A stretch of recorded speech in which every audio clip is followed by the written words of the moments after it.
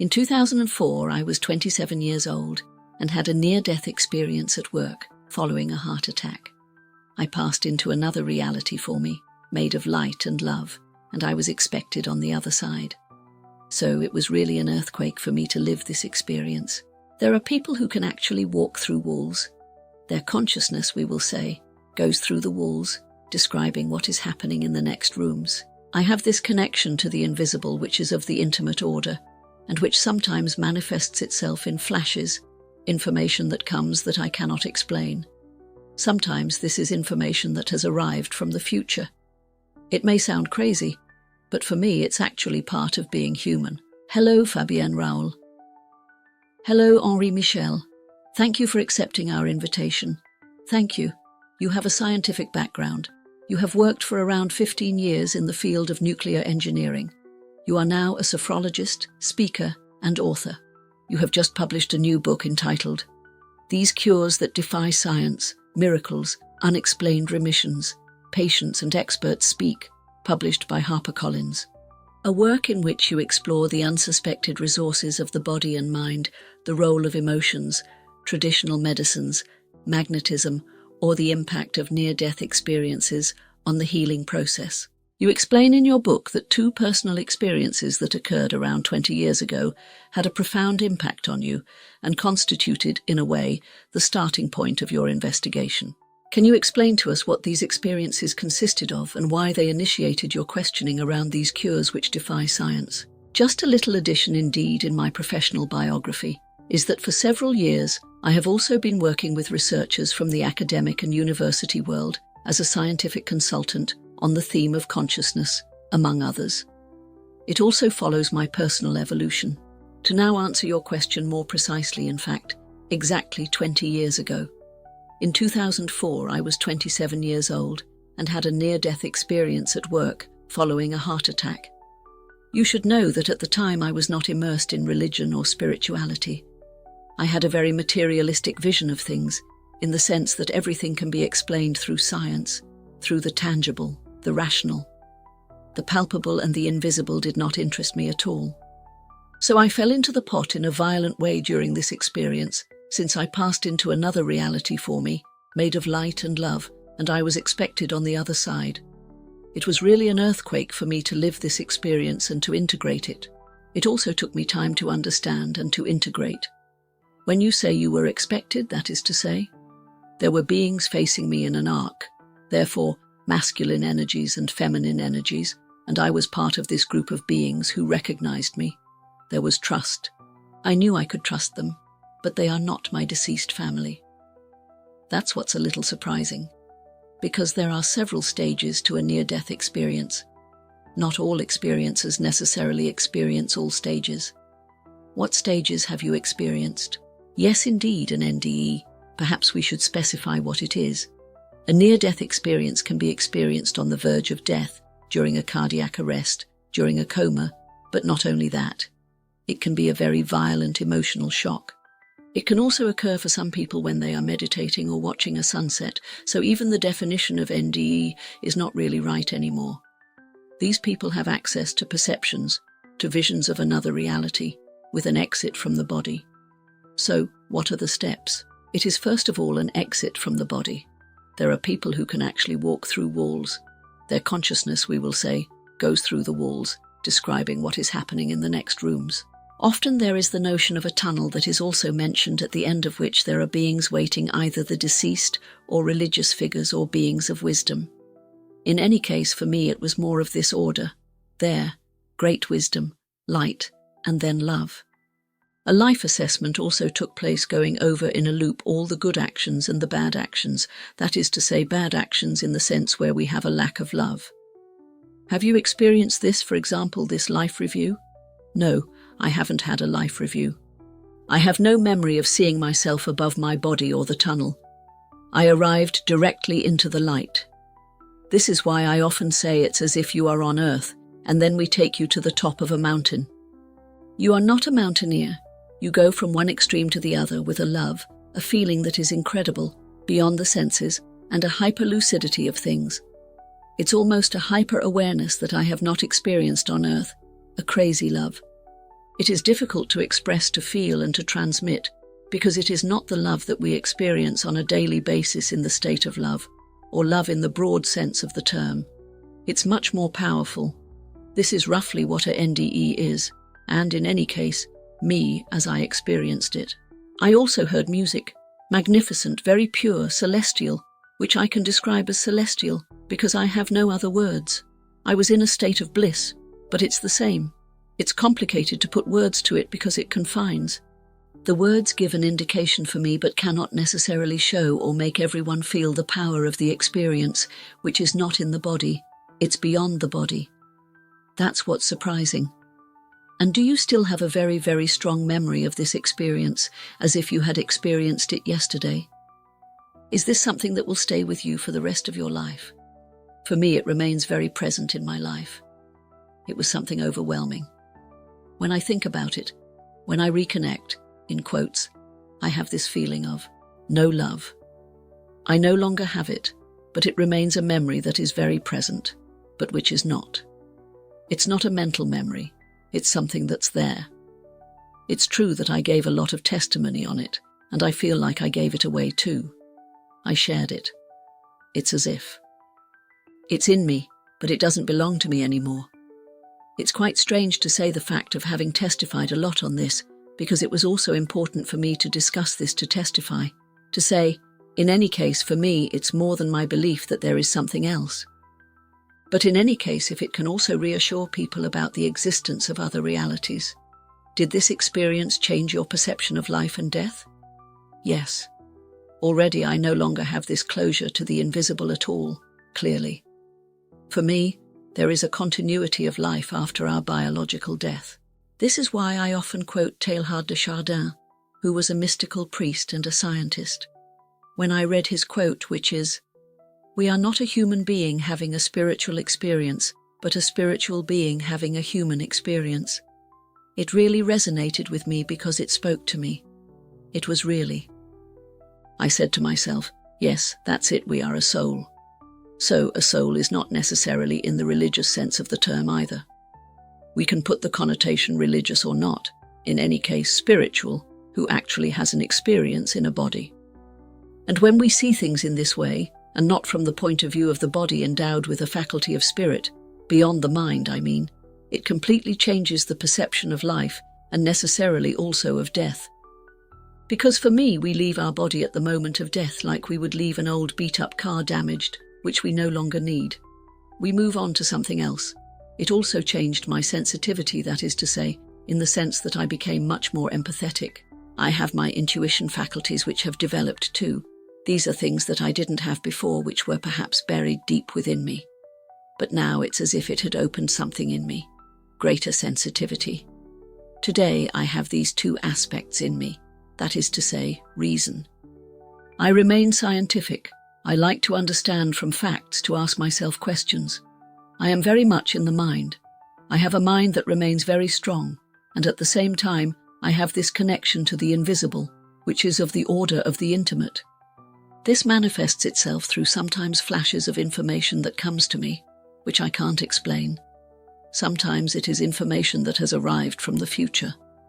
It may seem surprising, but I talk about it around me. That way we can validate it. It may sound crazy, but for me it's actually part of being human. Intuition, reliance on the invisible, and perceptions which we call extrasensory are more or less developed in people. However, we have also noticed that among experiencers experiencing an NDE could also trigger this kind of phenomenon. That led to my change of life. Indeed, after 15 years of working as an engineer in the nuclear industry, I held positions as a pure engineer, expert, and manager. At one point, it no longer made sense. I wanted to support people. I trained in sophrology, indeed in helping relationships, and then in energetics, which is ultimately something natural.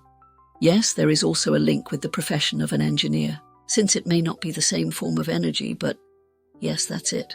It's quite funny because I'm often told, I have a friend who says to me, "It's funny you went from nuclear energy to another type of energy." But I tell him, yes, but at the same time it's true.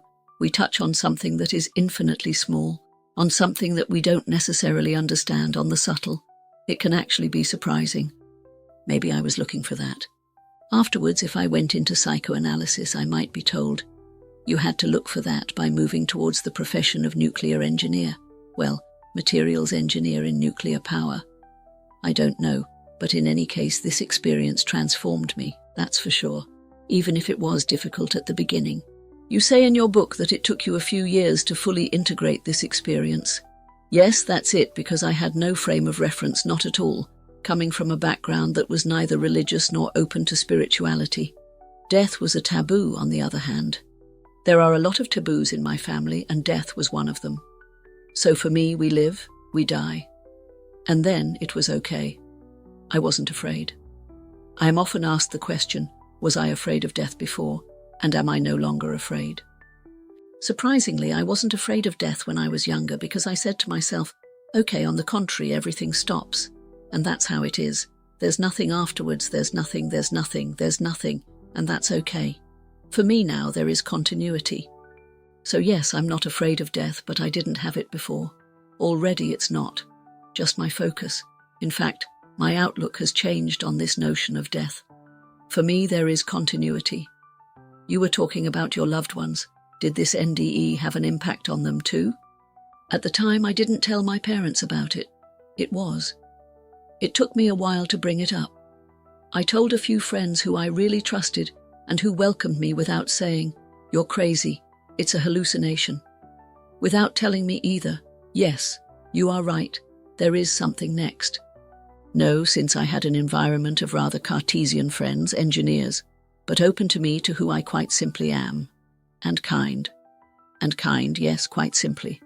That also allowed me to progress and then become interested in this subject through books. Raymond Moody, who was the first. Moreover, Raymond Moody was an American psychiatrist who was interested in the theme of NDEs. This term, EMI, it seems to me that he is the one who coined it.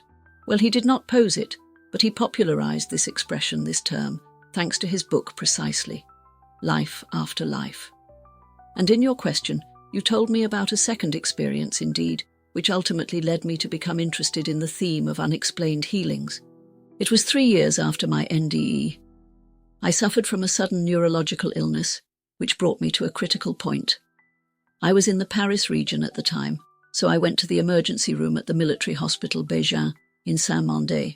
I was then transferred to the neurology department in Val-de-Grâce, and there I could no longer walk. My legs no longer held me, they were bowed. I had paresthesias, so tingling in my hands and feet. There was a significant loss of balance. It was quite a difficult period. During my hospitalization, which lasted around 10 days and involved numerous examinations, I reached a point where I asked for help. I have this openness, this connection to the invisible since my NDE. In a moment of desperation akin to a cry from the heart, made when in panic, I simply asked for help. I felt a kind of inner peace and enveloping warmth. I fell asleep in my hospital bed, and then, the next morning, I felt as if energy was flowing through my legs. I thought to myself, something happened. Afterwards, I was not cured instantly. I hadn't been. How should I put it? Not all my faculties returned immediately, but it helped me in the healing process. I underwent part-time therapy afterward, and it took a year for me to fully recover. It was not until then that I no longer experienced paresthesia in my legs. I limped a little, etc. For me, this experience through this neurological illness was one of the pivotal points of opening up and questioning the role that the invisible can play in the healing process. I truly believe we are constantly supported and helped. A year and a half ago, at the beginning of 2023, I told myself that I wanted to look into facts and cases of people who have been cured against all expectations, exploring what doctors say about these instances. I aimed to understand the mechanisms at play. Therefore, I met patients thanks to doctors, nurses, and practitioners, and I pondered, what mechanisms could intervene in the healing process ultimately? I asked myself the question of the impact of the psyche on the body. What is the impact of so-called complementary practices? So for me, it was important that it was really complementary to conventional medicine, and not people who would really be in opposition to conventional medicine. Because really, for me, We must not dissociate things. On the contrary, I am in the idea of complementarity. That is really important to me. And then, that these practitioners have ethics. The third question that I asked myself is, what is the impact of the forces, in the broad sense of the term, of the invisible on us in the healing process? I progressed like this in my investigation, and I met dozens of patients, dozens of doctors, practitioners and nurses. It was also a great experience for me, all these meetings. I believe that what you say in the book is that the testimonies of the patients that you collected, you had access to the medical files of the people, and you also only retained people whose cure was finally validated by doctors, whether it is explained or not. Yes, absolutely. For me, it was really important to have a concrete file, to not only rely on what the person said, but to also be able to verify the information in the medical file. Therefore, I was able to discuss afterward with the doctors too, to be able to ask questions. In your book, you report. We talked about your NDE. You report several testimonies linked to NDEs in the context of the phenomena of unexplained healings, particularly the case of Anita Morjani, a woman who suffered from terminal cancer and experienced an unexplained recovery following an NDE in the 2000s. What does her testimony suggest to you? Could NDEs cause spontaneous recoveries? Indeed, her testimony is interesting. This lady, Anita Morjani, because during her NDE she saw her father on the other side, and she understood, she became aware, or she was made aware, that in her life, her illness was created because of the fears and the lack of love she had for herself. She knew that if she came back she would be healed with this realization, and in fact, she had created this illness herself. That's still it might seem quite crazy, because of the lack of love towards herself. Exactly. The lack of love she felt towards herself, fears that were completely irrational, low self-esteem, and that love was truly the basis of her healing. And besides, today she testifies on this subject, to love oneself enough to be able ultimately to transcend things too. That is to say, to be connected. For me, love is not just a feeling. It is really what fundamentally constitutes us. And that's also what Anita Morjani says. We tend to be too much in our minds ultimately, in the conception of love, or in something of the order of a feeling, but it is beyond that. We touch on something much deeper and transcendental. I find that it is also a beautiful testimony to pass on to people because we are all lacking love in a certain way. We are all disconnected from where we really come from, that is to say, from this light which is love. There are some who will call it God, the universe, or the universal consciousness. Everyone afterward goes according to their own definition, but in any case it stems from a higher principle which is love, with a capital A. Moreover, it also comes up quite often in the testimonies of people who have an NDE. It is precisely that this entity of light asks them the question, how did you love? Exactly. This is what really matters on earth.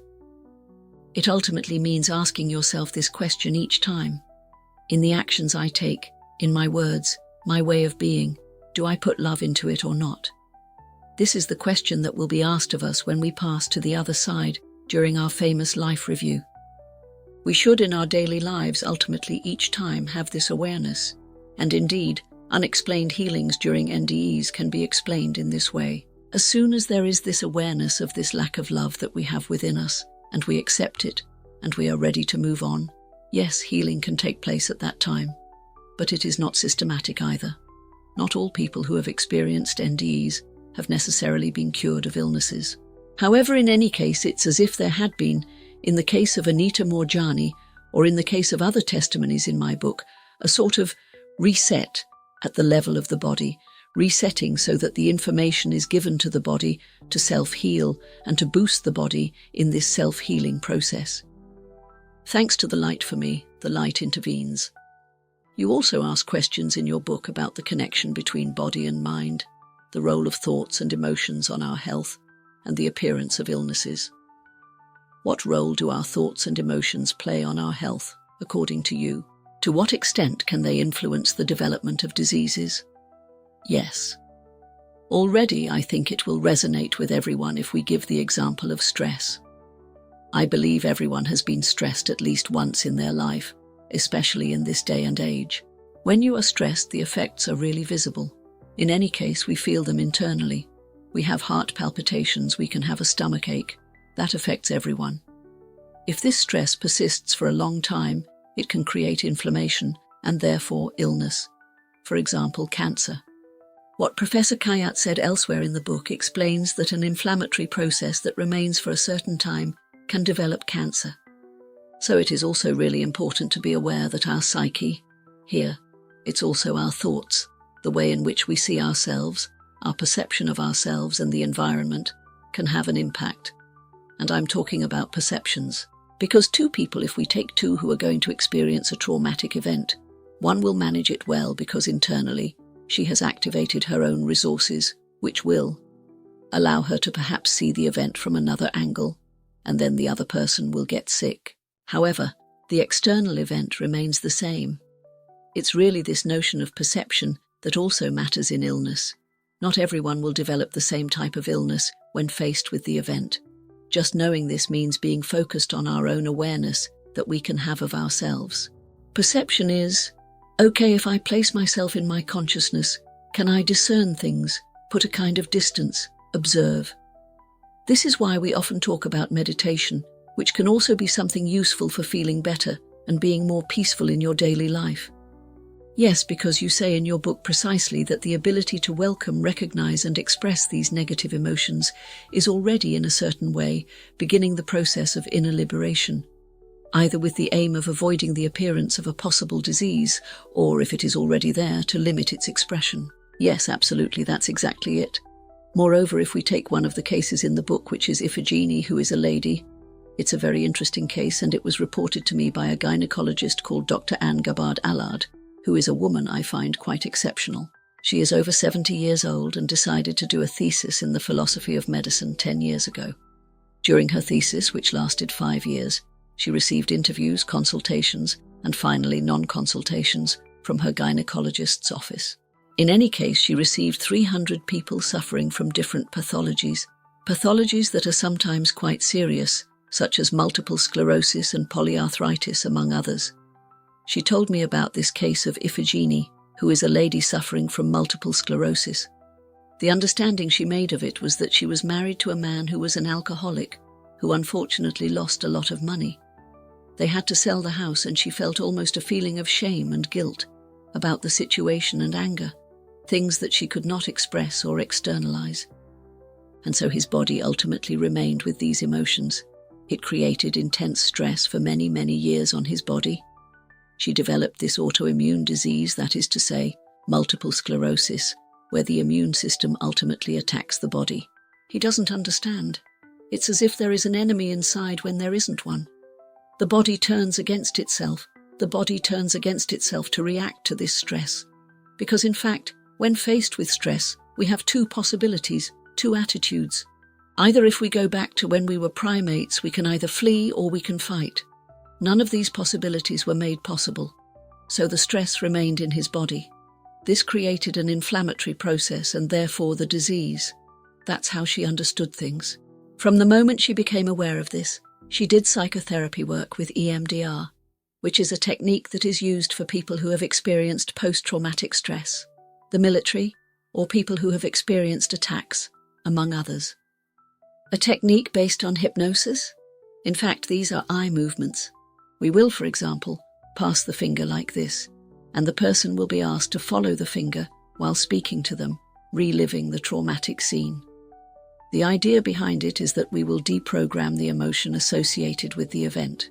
We don't remove the memory, but on the other hand, the emotion is no longer present. So this work that she did on herself ultimately, thanks to EMDR, allowed her to stabilize internally in relation to this stress. Then, she also acted in the matter of leaving her husband. In fact, for 14 years, this lady has not had multiple sclerosis attacks. The disease still remains there. That is to say, on the MRI, it is still there, but there are no more manifestations or symptoms of the disease. And that's really interesting. As if the body finally had understood that there I am more at peace. In fact, it's always like that. It is, are we at war or at peace inside? That's really it. It is this principle ultimately, too, that we can imagine in creation, liberation from illness. Illness, ultimately, we can free ourselves from it through a process of awareness, through better self-knowledge and acceptance also. Already, we must understand that we are more than, that we are not a disease. It's also really important to have this in mind, not to identify with your illness either. On the other hand, trying to already accept it is essential. You have to accept the diagnosis. That's obvious. Do not deny this reality. But what do I do now in this acceptance process? What solutions are available to me? To come to me to understand what process could have triggered it, etc. For me, I think that these are also keys, clues, in any case, in the healing process. A doctor whom you interviewed in your book also underlines the benefits of introspective work and explains that it is precisely important to identify the traumas, the most disturbing elements of our history, which could have an emotional impact in our daily lives or even fixating ourselves in the past, thus depriving ourselves of the resources necessary to have balanced and harmonious health. That's it. This completely corresponds to what I just said, and to this case in particular. It's really important to have this awareness because we are more than our illness. We are more than our body. We are a body, but not only that. It's also about understanding the emotions that are associated with the illness. What emotional shock did I experience, and trying to work on them. Indeed, it requires understanding and better knowledge of oneself. You also say that the testimonies you have collected highlight the fact that illness is, above all, an alarm signal to indicate an imbalance, and that it therefore calls for better self-knowledge. Finally, that it can be rich in lessons for those who are able to welcome it in this way. What is not always easy is to hear the message that the illness wants to send to us when we are obviously in a situation of great suffering, or when our life is threatened. Yes, absolutely. When we say illness, we hear evil said. So we say to ourselves, what is the message ultimately that the body is sending me? The body for me is really the last barrier. When the illness is really there, it is because we have not heard the sorts of little cries, the little warning signals that preceded it. Because in general it's rare that we fall suddenly. Well, it happens. It happens that the disease sets in suddenly without having had any warning signs. We already feel, we sense that, well, my stomach hurts. But we don't generally listen to these signs, so we ignore them. The body for me is really an ally to say, listen to me, what is happening? What is happening inside your body? It's the soul, in fact. It's a bit of a cry from the soul too. It is the body that cries, but it is also the soul that cries, which has needs that have not been heard. It's also about understanding what my needs are. What do I need? Perhaps to be more at inner peace in relation to this situation, in relation to the perception that I have of this situation. What can I concretely change in my life regarding this? There are some who can change jobs. There are some who will decide to change their lives to leave their partner. Everyone afterwards will make their own realizations to finally move towards themselves, because that's the idea. It's to come back to ourselves, to the heart of who we are. To also refocus, to realign oneself, that's it. You emphasize that if negative emotions can cause imbalances and put health at risk, changing our inner state, and then perhaps also cultivating positive thoughts and emotions, can on the contrary have a beneficial impact on our body, and then possibly also participate in the healing process in the event of illness. Yes, because indeed we feel it when we are sad. People who are depressed also experience it. In general, the immune system is less valiant. These are also things that are known. And then, when we feel good in our sneakers, when we have thoughts. So it's not blissful positivism. Obviously, there is a principle of reality all the same. But internally, when we cultivate a form, to a little bit of wonder, I want to say, of inner joy, of wonder, it feels good. The immune system is better. That is also known. It is also known to be grateful. I mean, we take everything for granted. We live in a world where we want everything to be given to us. However, we already have a lot of things that have been given to us, and we forget it. It's important in everyday life to say to yourself, okay, but what's going well? Okay, there is something going wrong, but what is going well in my life? Having this look also allows you to zoom out, to highlight things. To say to yourself, okay, this is not going well, but there is this, this, and this which is going well in my life. Having this look obviously feels good. We put things into perspective. We see life differently. So, it helps to get through. Maybe not necessarily to heal, although, but it also helps to get through the illness with a different perspective. Not necessarily being in a fight. There are people for whom it will work to imagine themselves fighting the disease. Okay. But for others it's going to be, okay, no, the disease is there. There is a testimony like that in the book, I Am Not in the Fight. A woman who has diabetes said, I accept the illness that has been there since I was little, and we live together. But I don't want to be that warrior I've been for so long. As a result, there is a calming effect. And the crises are less violent. It's quite an astonishing process ultimately of inner cohabitation, which can be very beneficial. Finally, it also perhaps tends to show that we have a power over ourselves that we are unaware of, and which is relatively important, depending on how, whose things. We also see quite. Moreover, you also explain in your book that love, we talked about it a little earlier, but that it is one of the most powerful emotions in the healing process. Yes, we had the example with Anita Moorjani, for example, but not only that. So this is an extreme case, we will say. Yes, NDEs, not everyone experiences them, we agree, but love, we feel, is support. There is an emergency doctor, in fact, that I talk about in the book, Dr. Sophie Maingai, who was really in a job with a lot of stress as an emergency doctor. She developed a fibromyalgia-type illness, and she realized that medicine could not alleviate her suffering, despite medication, etc. And there she began to say to herself, but finally, to take a break from her life and say to herself, but where am I? So already that's an act of love towards yourself, of taking a break, of saying, okay, what are my basic needs? She started with meditation, hypnosis, and becoming aware of who she is and that she has a conscience. She has a conscience. We don't realize that we are conscious beings and that we can also choose our thoughts, our way of perceiving the world, and that is a great strength. And there behind it, for me, it is an act of love. Behind that, quite simply. So yes, love is the basis of everything for me, in fact. It's really the basis of everything. The fact of listening to ourselves, our conscience, our needs, and also taking the time to satisfy them. That's it. While it's true that we also live in a world where everything goes very quickly, we have a lot of requests. Yes, and then we are often. When I say defocus, it's not necessarily about being in a focus either. Being individualist, that's not it. But it's simply about settling down and knowing a little, feeling who we are. It touches on something of the intimate order. When we are in an extremely rapid relationship with the world with a lot of demands, we are also turned a lot towards the outside. Our energy goes outwards and no longer towards our interiority, towards listening to our body, listening to our conscience, our soul.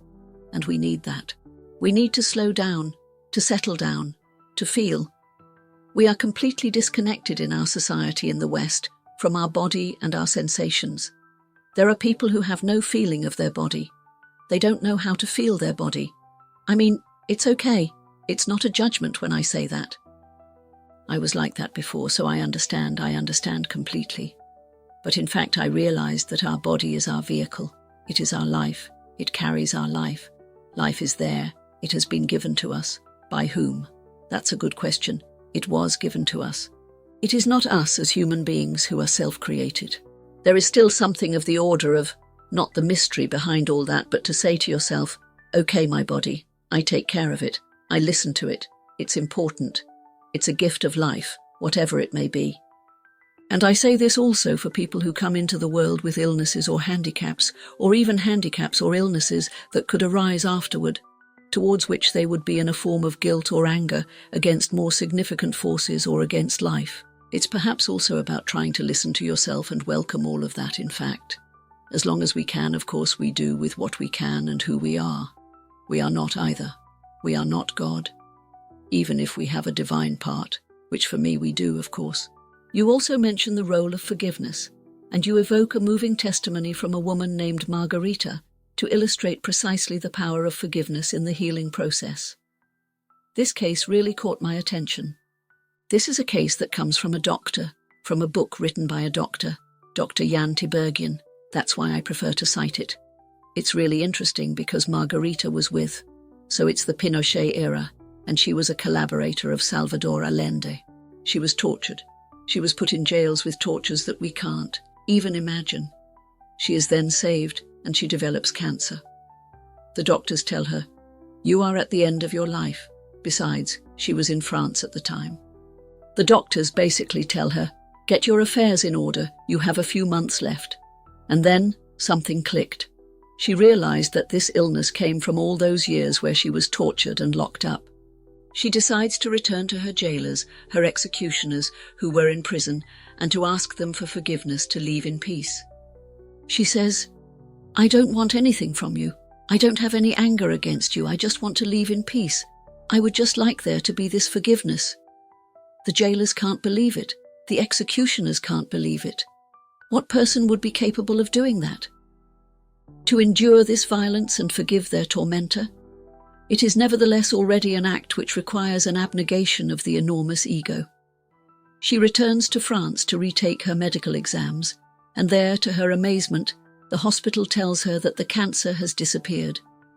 The understanding behind it is that performing this act of forgiveness, hence of peace, hence of love, restarted the self-healing process of her body to free itself once again from this burden. It's quite astonishing, actually, but it's hard. It's hard to forgive. It's not necessarily something we manage to do in our daily lives when faced with people who may have hurt us. Yes, especially since here we are dealing with a rather extreme case, as it is a person who suffered particularly violent physical abuse. Violent, extremely violent. I won't go into detail so as not to shock, but people will be able to see in the book if they are interested. But it is so violent that we cannot say to ourselves, "I can forgive." And for 17 years, I believe she remained in prison. Yes, for many, many, many, many years, in atrocious conditions in the dark. Once again, we are touching on something that is exceptional. Once again, forgiveness, love, a complete liberation, ultimately, from one's ego, from one's mind. You also talk about that in the book. Ultimately, the abandonment of the ego, the importance of letting go of it in order to also emancipate oneself from the control of the mind, and then open oneself to intuition. This allows one to perhaps connect with a deeper spiritual dimension of the human being. Yes, that's it. Connect with yourself ultimately, our largest and most luminous part of ourselves, which is often tainted by many things, or in any case, hidden because we do not take the time to discover it, quite simply. Then, we need to relax our inner guard because we are still asked to be in a world. The world is violent, clearly even more so, I find, in recent years. So, we create lots of barriers. We create lots of barriers for our self-protection, internally and externally. In fact, often it's in this vulnerability, that is to say, letting go of everything, saying to yourself, "Okay, here, I'm at the bottom of the hole. I don't know what to do anymore. I need help." A bit like when I experienced my neurological illness. That was it. I realized that I am a little human being who is nothing, who knows nothing, and who is nothing, and at the same time who is everything, since there is life, all the same, which is there and which cannot be explained. And becoming aware of that. Excuse me, I have a little emotion there. Precisely this vulnerability allows us to let something greater pass through. You have to have a certain courage to call for help too, to let go like that. Yes, but that, I don't know. In any case, it had completely given up on me. And yet I have a strong mind.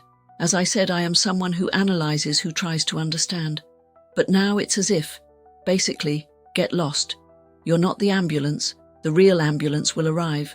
The ambulance, which is something of, which is life, which is... For me, it's up there, I call it up there, which can act. And the process of forgiveness for me is similar to that. True forgiveness, the one that comes from the heart, as Margarita did, is not a mental forgiveness. Otherwise it remains.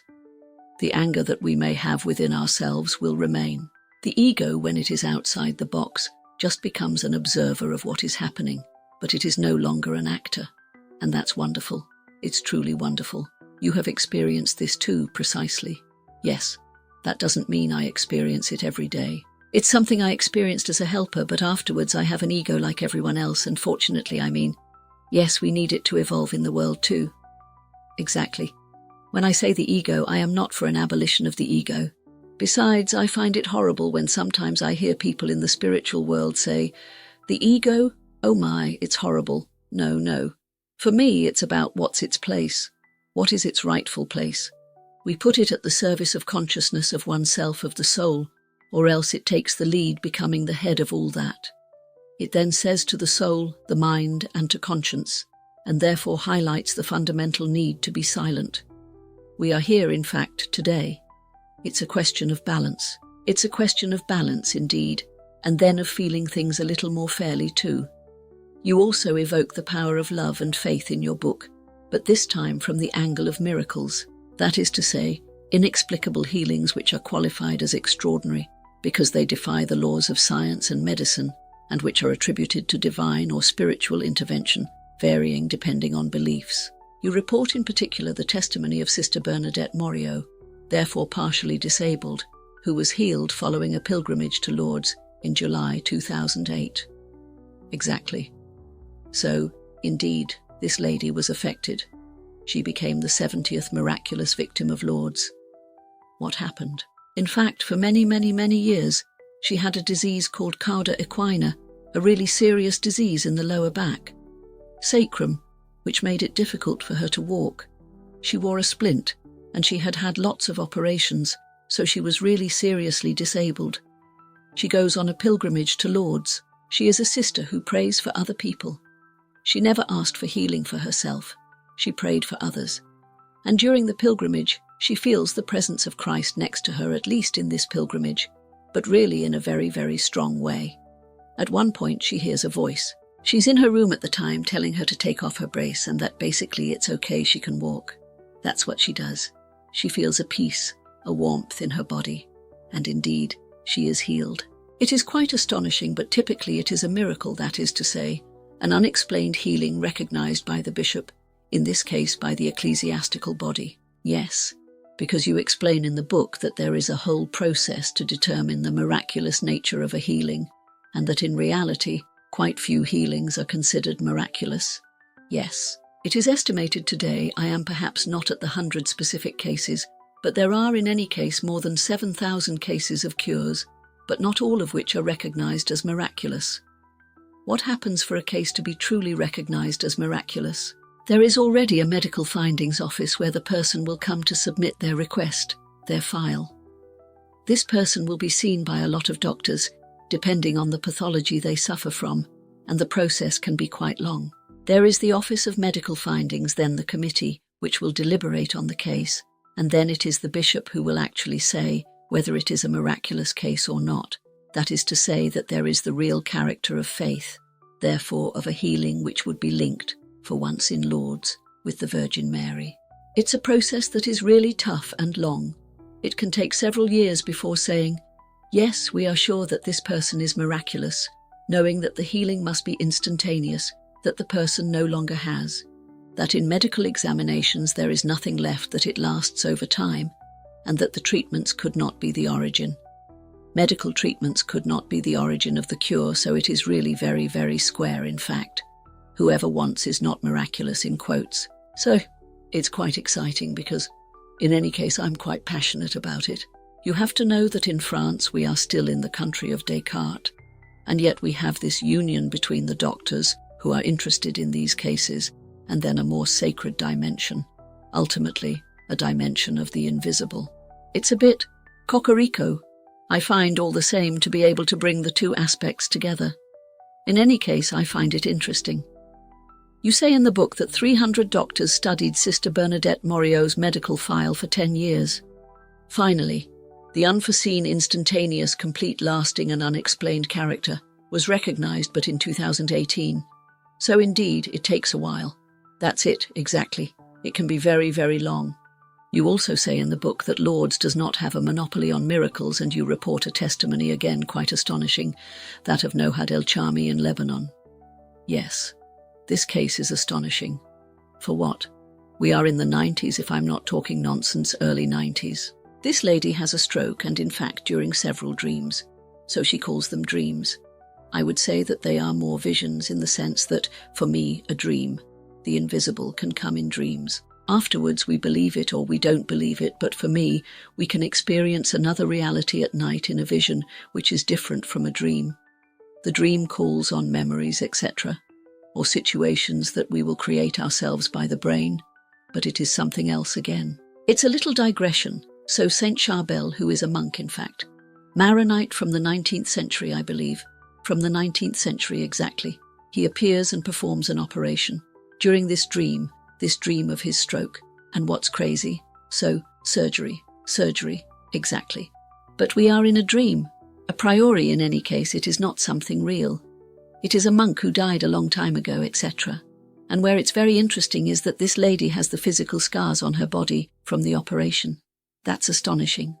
This is astonishing because it is as if the invisible had really acted in matter to heal her. Already as such, it is astonishing. The second point which is astonishing is that every Friday and every 22nd of the month, it bleeds again, and we don't understand. And so the doctors authenticated the case by saying, "There you go, we don't understand. We don't understand what's happening. It's also a miracle." She had a little, what's it called? A representation of Saint Charbel oozing. There is miraculous oil oozing from this representation. It makes you ask questions. It's quite exciting. You also note another testimony that shows these miraculous healings are not only the prerogative of Christianity, since this is the case of a Tibetan monk, Fakyab Rinpoche, who suffered from gangrene in one foot after being imprisoned and tortured for 3 months by the Chinese communist regime. Is this something you can tell us about this testimony? And how is this healing a miracle? Yes, indeed his foot was gangrenous. So the doctors made the recommendation to do an amputation. He refused. He saw the Dalai Lama, who told him, "You have within you all the resources to heal." In fact, for 3 years he started meditation and mantras, and in fact, there was a double. That's why we talk about an exceptional double cure. That is to say that not only is the infection no longer there, it has regressed completely to the point that there is no more, and the bone pushed. So it's really a surprising case, the same, attested by doctors. I say, be careful, so that it doesn't influence people to say to themselves, in case of illness, I'm only going to do meditation.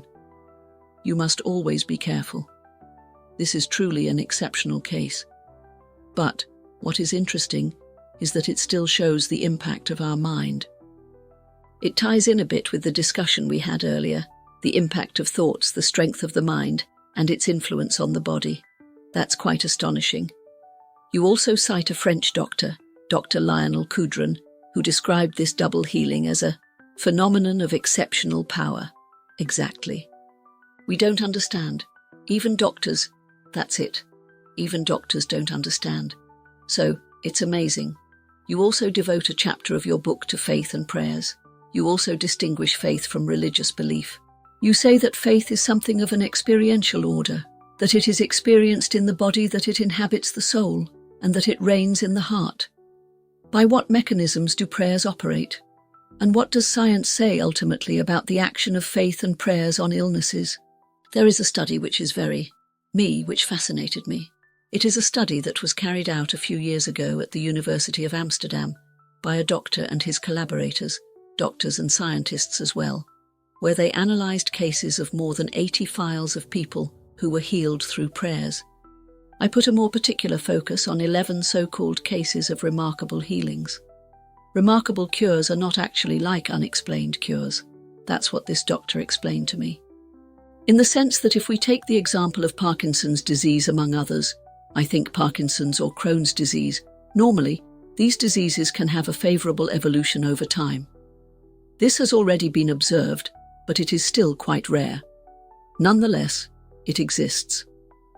What he explained to me is that it is not an unexplained cure in the sense that yes, we know that possibly the disease is not incurable either. there can be a favorable evolution. But what is super interesting is that these people, and if I take the case of the lady who recovered from Parkinson's, she felt.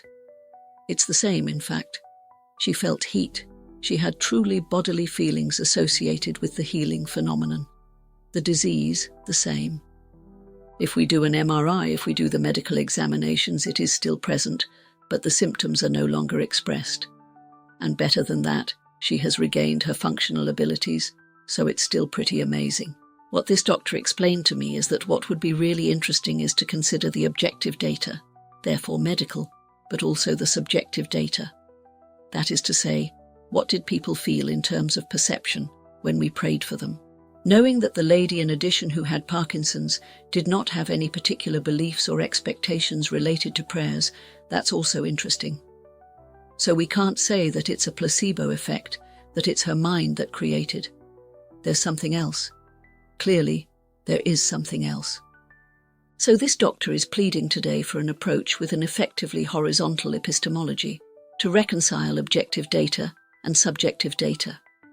Subjective data is also what they call extrasensory perceptions. That is to say to oneself, okay, I felt that there was wind in the room, I saw a light, my body, I felt warmth, I felt peace, I heard someone speaking to me. I find it interesting for a doctor to finally reconcile these two visions, because to try to understand and move forward on these healing paths, we cannot confine ourselves solely to a purely objective approach. Clearly there it's good, it's great. We need that. These are facts. It's objectified. But we have to go further and say to ourselves, okay, wouldn't it be in our interest to all sit down at the table, doctors, people who are into spirituality, priests, well, I don't know, in order to be able to try to move forward and compare ideas, perspectives, and say to ourselves, okay, there may be something beyond us. That's what I want anyway.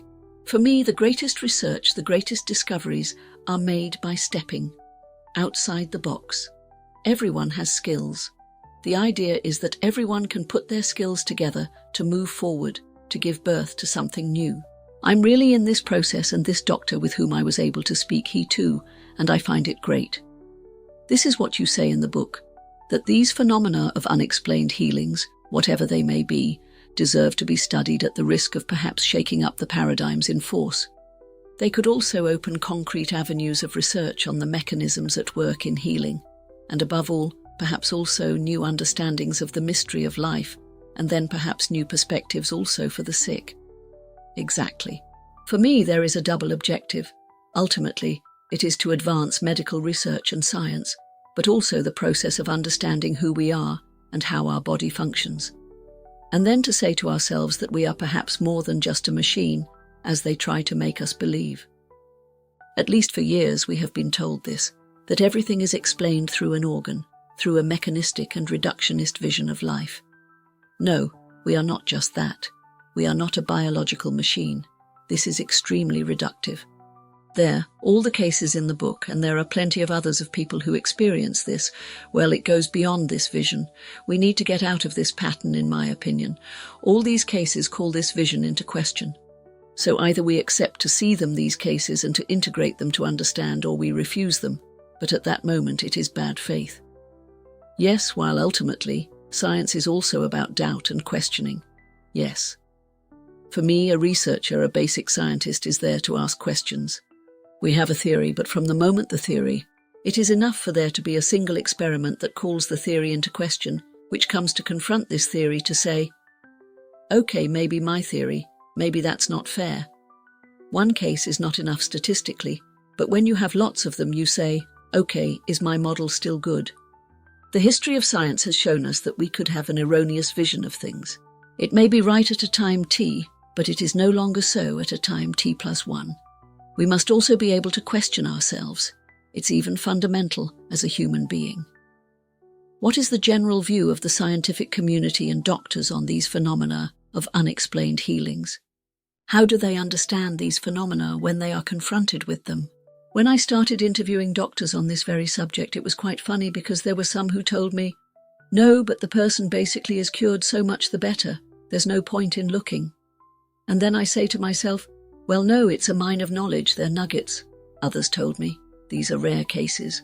Besides, Unexplained healings are actually what we call anomalies. These are cases, statistically outliers. That is to say, ultimately they consider that there are very few except that it is false. From the moment we don't list them, they aren't identified, they aren't seen. That's what's amazing. There is no database that exists on the subject, and that is something for which I would like to launch something. That is to say, take the time to listen to the person, listen to their testimony, therefore the subjective part too. Try to understand what could have triggered the illness, what could have triggered the healing.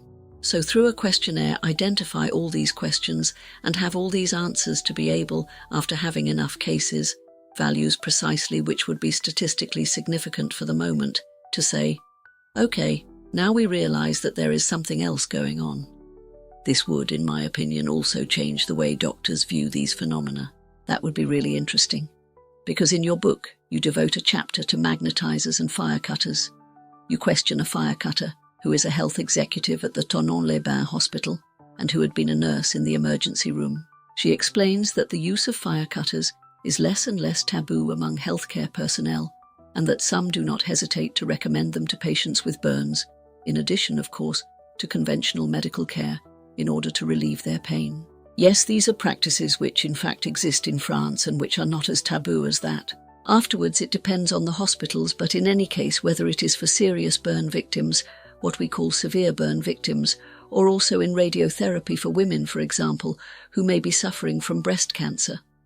In general, they appeal. Indeed, there is a list of firecutters. Who circulates? Who exists and circulates? Women say they have less pain or no pain at all, so it still calls out.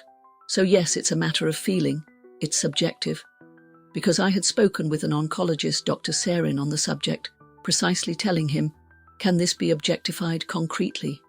He told me, no, in fact, it's a matter of feeling. There are no studies that say, yes, it's good. We see that there is nothing more. Except that there are women who say, I have nothing left. Or even, apart from radiotherapy cases, people who have burns, where we see that there is nothing left. So how to explain it? Something is happening. And Miriam Mouchet, the health nurse who is also a firecutter, explained to me that it is through prayers. In fact, she prays to saints to help the person, and it works. She told me, anyway, it either doesn't work or it does. But she tells me that there is no harm quote that is given to people. In fact, I think she says in the book at one point that at the beginning some of her colleagues considered her a bit like a witch. Yes, that's it. And then, over time, their perception changed. That's it, exactly.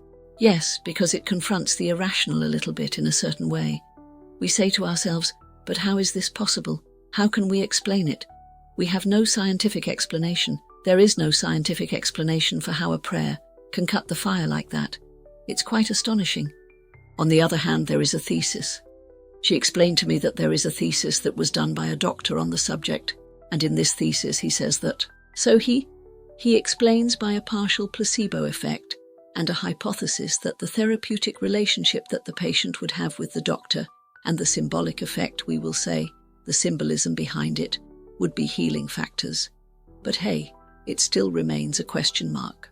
You also relay 2 other testimonies, notably from patients who experienced an unexplained cure after using a magnetizer. One of the patients suffered from leukemia, the other from serious back problems linked to a narrow spinal canal. How does magnetism work there too? Is there a scientific explanation? So, on the doctor's side, there is no scientific explanation. On the other hand, so-called curative or animal magnetism would be a fluid. That would be it, a fluid that would be transmitted to the person. The magnetizer explained to me that it rebalances the energy body ultimately of the person, since we have a physical body and then an energy body that is around our physical body. By rebalancing this body, it has an impact on the physical body. Therefore, through its hands, through intention, through the breath. That, indeed, medically, we have difficulty understanding how it can work, but there is an experiment that was carried out. Daniel Oth, who is an INSERM researcher, told me that it could indeed also come from biophotons, that is to say, particles of light which would be emitted by the hands of the practitioner, which would ultimately resonate with the body of the person to ultimately restart the self-healing process. But all of this for the moment still remains with question marks. Moreover, the magnetizer that you question in your book, What He Explains, is somewhat similar to what we were saying about the link between the body and the mind, since he tells you that pathologies are not there by chance, and that they are the symptom of a wound that has not been healed. Yes, he makes a direct link indeed between ultimately undigested emotions, an emotional shock, for example, which would have had an impact on the body. So, this completely ties in finally with the comments already made previously. I am thinking in particular of Dr. Anne Gabbard-Allard and her large study of 300 patients regarding the impact of emotions on the body. Yes, completely.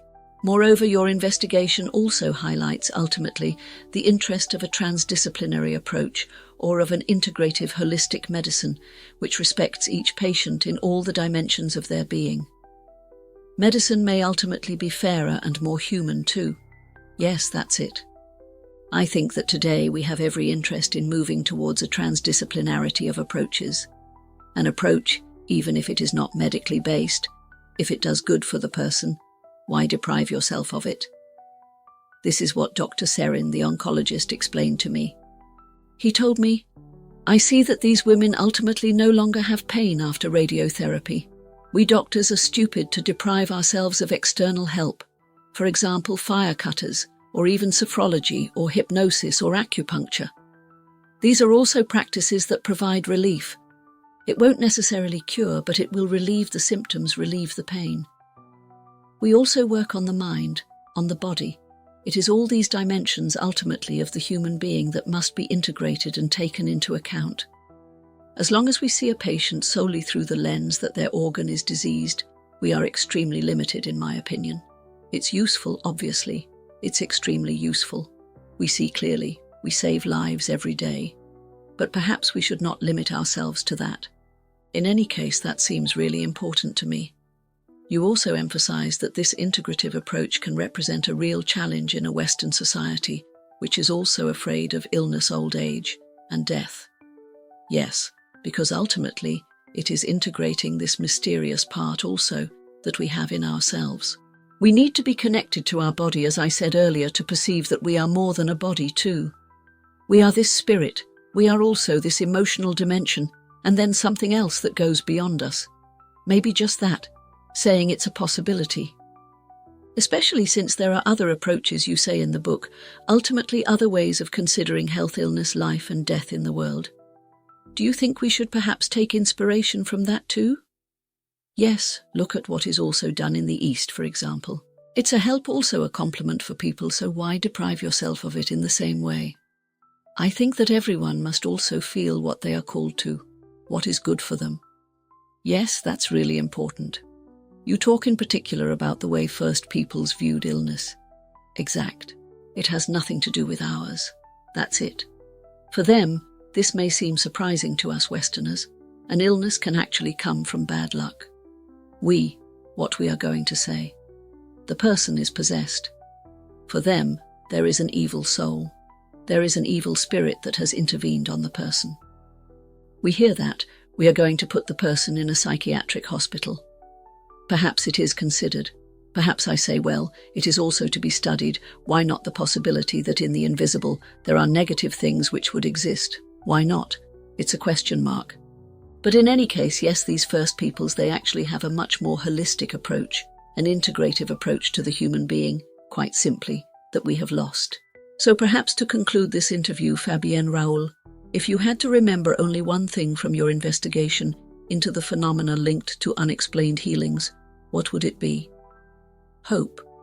I would say that is the hope, an opening and a mystery too. Because the mystery remains unsolved. But even so, I think that we will move forward on this subject, once again integrating all the dimensions of the human being. We won't find out everything. And perhaps it is also good that human beings do not discover everything and that we leave room for a mystery that is beyond us. But in any case, love, for me, is the basis of everything. If I had two words, hope and love. This is really what emerges from my study, my survey indeed, carried out among all these people. Thank you very much for your insight into these fascinating subjects, Fabienne Raoul. Thank you. Thanks.